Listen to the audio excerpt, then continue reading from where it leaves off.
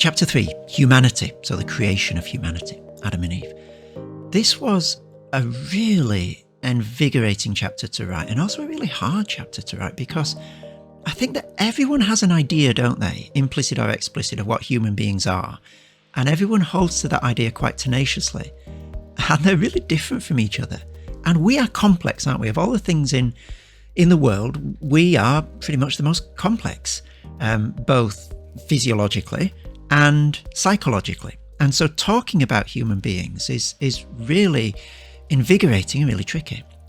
And the way that I tried to approach the image of God motif, which I guess has got to be the central way of understanding humans, hasn't it, in Genesis 1 and 2, is not to get into this whole debate on, is it functional? Is it about the role that's given to Adam and Eve? Is that the extent to which they are in the image of God? Is that what the image of God means? Is it substantial? Is it to do with who they are physically? Is it relational? Is it about the relationships that God puts them in? I try not to get into those debates in this chapter, because what I'm trying to do is draw out the implications of the image of God doctrine for the way that Christians engage with culture.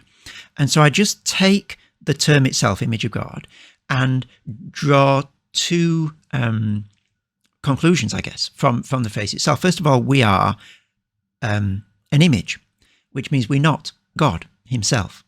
The human beings aren't the ultimate thing in the universe. And therefore, we overstep the mark when we treat ourselves as gods, deciding for ourselves, for example, what's good and evil, or thinking that we can create reality in our own image. So we're not God, we're an image. But we're the image, not of any old thing, but the image of God, which gives us an astonishingly, breathtakingly, in the ancient world, scandalously exalted position. You could, at a push, say that a monarch or a pharaoh was the image of God, but of course all the other people, no, they're not the image of God, they're just his slaves. But to affirm very strongly right off the bat in the Bible that all human beings, regardless of gender, age, whatever, everybody is in the image of God, is sort of tweaking the nose of all the ancient cultures that had this very strong hierarchical sense of you've got the emperor or the king and the pharaoh at the top, and they're the special one, and everybody else is very much sort of subordinated to that. Now God is the special one, and all human beings are exalted by being in his image. And I think this gives us a really helpful framework for thinking about modern and contemporary views of humanity, because by and large, I think they all tend to major on one of these aspects of the image of God and downplay the other ones. So we either construe ourselves as reality creators, like God himself, who can fashion a reality around what we want to make it, and can fashion ourselves around what we want to make us, make ourselves in our own image, if you like. So take the position of God.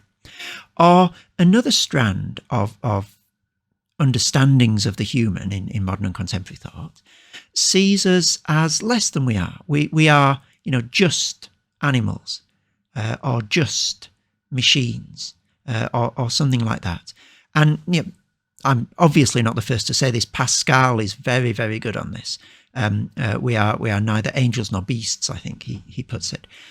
But the image of God keeps both of these together, and they're both really important, I think, because if we lose either of them, we either spiral off into delusions of our own deity and go off trying to make ourselves and the world in our own image, which is not going to end well. Or we sell ourselves unpardonably, scandalously short, and devalue our lives and our existence and the one in whose image we're made. So keeping both of these things together was a real insight that I stumbled across when I was writing this chapter, and just really powerful, I think, as a tool of cultural critique as well.